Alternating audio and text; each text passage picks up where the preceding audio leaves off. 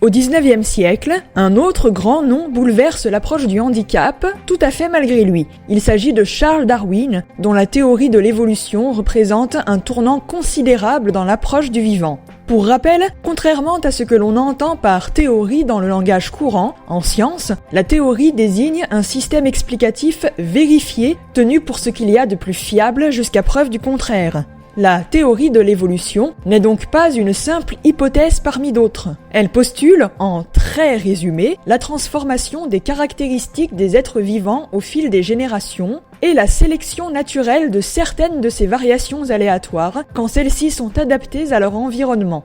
Et parce qu'il ne faut jamais sous-estimer la créativité de la bêtise humaine, le travail de Darwin est récupéré par des gugus aux élucubrations aussi fumeuses que sordides, qui appliquent à l'économie et au social les principes de la sélection naturelle. Pourtant, Charles Darwin lui-même avait bien fait la différence entre la sélection aléatoire à l'œuvre dans la nature et l'empathie qu'exige la vie humaine en société.